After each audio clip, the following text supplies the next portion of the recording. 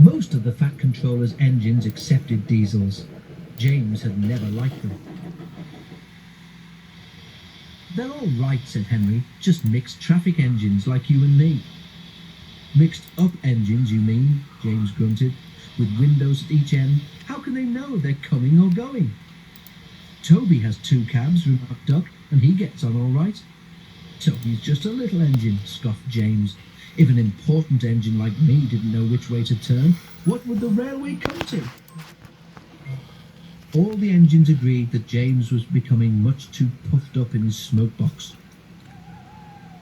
"Making out his royalty or something," grumbled Henry. "It's disgusting." "I knew an engine called King James," remarked Duck, "in the old days at Paddington. King James the First he was, but he didn't swank about like that." "Och, dinna be telling James that," pleaded Donald. "It's even mair of a misery he'll be making our lives."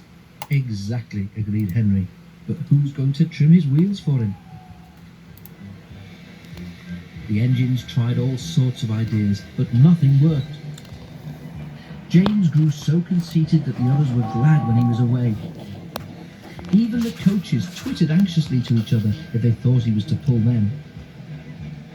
One day, James came to the shed, fuming with rage.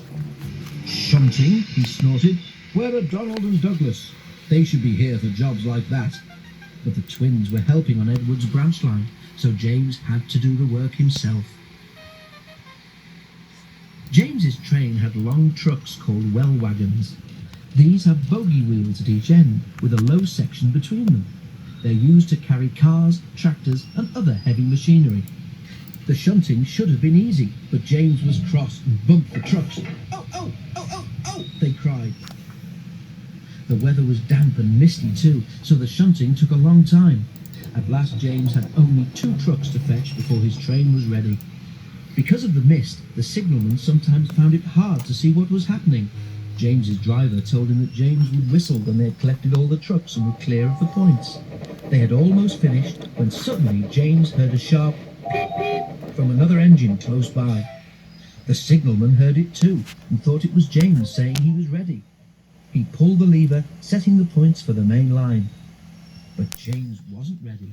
The points changed when one of the trucks was halfway over them. What is going on? He went the right way, but the other was diverted towards the main line. Before James realized it, the truck was traveling sideways between the 2 lines. A signal stood right in its path. "Stop!" groaned James. But it was too late. The signal toppled to the ground with a crash, just missing James. "That's torn it," said James's driver. "The Fat Controller won't like that." He didn't. He spoke severely about it because the signal was important and its loss was inconvenient. James knew that the accident was not his fault, but he was unusually quiet in the shed that evening. The others were relieved. "I suppose it must be difficult to know which way to go when you've got 2 cabs," whispered a voice. "But to go 2 ways at once with only 1 cab, that really is something."